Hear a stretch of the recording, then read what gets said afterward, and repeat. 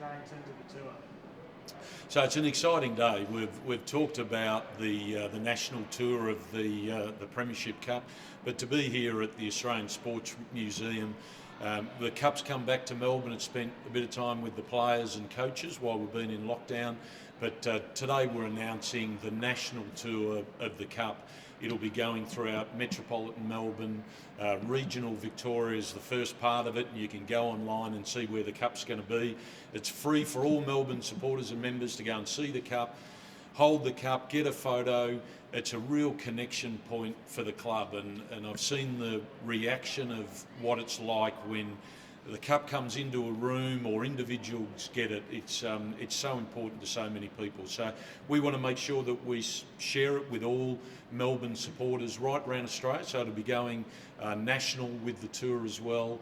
And that might take a little bit of time because of the current border restrictions. But eventually what we want to make sure is that Cup, any supporter, Melbourne supporter that wants to get a photo, get to see the Cup, eventually will have that opportunity. So no end point to the tour. The Cup will continue to tour until people are sick and tired of seeing it, or they've already seen it and got enough photos, but it's something we're pretty excited about, and so are all the supporters. So you talk about some of the stories that you've heard from people and how much of a reaction they get out of just seeing it. Can you elaborate a bit on that? Well, it has a whole range of effects. So I've literally seen grown men that have been Melbourne supporters for 50 years or more holding the Cup with a tear in their eye, getting more emotional than they would have expected, and they've got a smile on their face. And you can see that they're thinking of all the elements of what it's been to be a Melbourne supporter, and so many have said that they didn't expect this to happen in their lifetime, and now it's there. This is a really special moment. I've seen families, so granddad and the parents and the grandkids sharing the Cup and getting a photo together and talking about their experience. I've seen the past players, the way they react to that Cup, and again, we've had so many years where some of the past players have been back. This created a real excitement. So we're getting so many of the past players, past coaches, past officials coming back to the club, and I really see this cup as being something quite magical about connecting the whole club. And like I said, the interstate supporters, we played finals in interstate markets, and we thought we might have a small group of supporters backing in the players at such a critical time, and to have so many supporters rally from right around Australia to come and cheer us on, and the players remembered that. And it was really important that we take that Cup back to all of those interstate supporters that supported us during that final series. So it means different things to different people, which is why we want to give everyone a chance. And the ones probably that I reckon are the most special moments that I've seen is when I see kids get hold of the Cup. These are kids that have been supporters. They've probably put on a Melbourne jumper at different times and been teased at Auskick or at the school. And now all of a sudden they're the cool kids. They've got the Melbourne jumper on, they've seen that Cup, we want them to get photos with the Cup. They're the future of the Melbourne Footy Club, and we want to get that Cup, and it'll be touring to different locations initially, but then we'll be touring through local footy clubs, through schools. We want to get it into the hands of the kids, especially the Melbourne supporters, because it'll be something they remember for the rest of their life, and that's pretty special. And the tour builds up to a very special day on December 5 here. Yeah. So December 5, again, we're here to announce that, and it's a special day for us. It's the Melbourne Footy Club Premiership Celebration Day. We want everyone, people we know are coming from interstate, but we want everyone that's a Melbourne supporter to come along.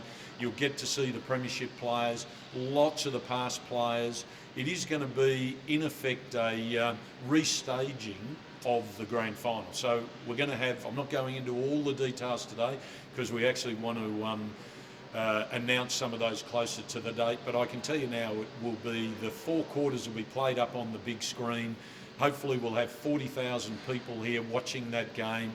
So it's a grand final, but you don't have the stress because you know that we win in the end. So it'll be a great day.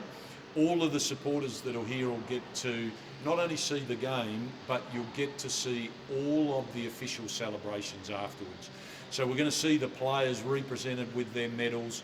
We'll hear speeches from the captain and the coach. We'll finally get to hear from the coach post premiership. So that'll be nice, and then we'll see the team photo, and the players will run around the side of the ground, and we'll have those photos with the crowd and share all those moments, because we had so many of the Melbourne supporters that have been on this journey for so long, and to miss those moments and not to be able to remember them and see them, we want to make sure they can look back and remember.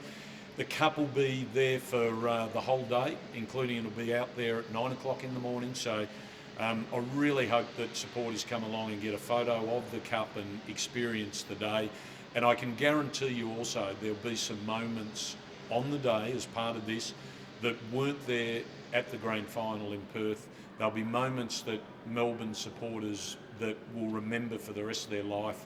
Wouldn't have happened on the day because of AFL guidelines and regulations, where because it's our celebration day, we can do whatever we know the club, the supporters will want to see. But I can guarantee that if you don't come along and you're a Melbourne supporter, you will regret it, because there will be deliberately some pretty special moments. What was Woody's reaction when you said giving the speech? He's obviously not one prepared. He wasn't able to get it out at the critical moment. Well, he'll just be able to pull it out of his jacket pocket. But, even though we joke about it, I think Goody was quietly disappointed that he didn't get to thank so many aspects of the club. And I've seen him talk so many times since, and the first thing he does is he recognises everyone that's historically got us to this point, everyone that's been involved in the club, everyone involved in the football program, as well as the players that we see just perform so magnificently throughout the whole final series. But it was Goody's chance to thank so many people, especially the supporters, for what they've done for the club. And so I think, even though we might joke a little bit about it, I think he'd be really looking forward to being able to say his piece.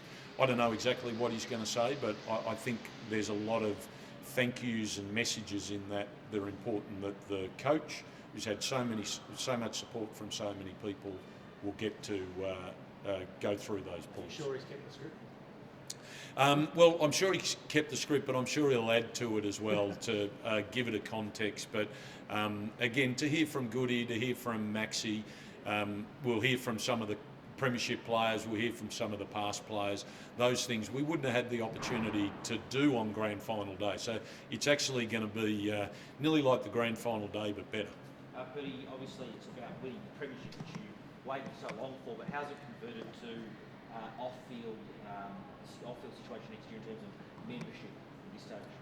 Well, footy clubs are great after a premiership because everyone's happy, and everywhere we go, we're hearing from supporters that, there might have been some supporters that were waiting to see that we, in their words, sort of got our act together and got our list right, and we're playing a brand of footy that they wanted to come along and watch. And I don't think there'd be a Melbourne supporter that wouldn't be 100% proud of the club.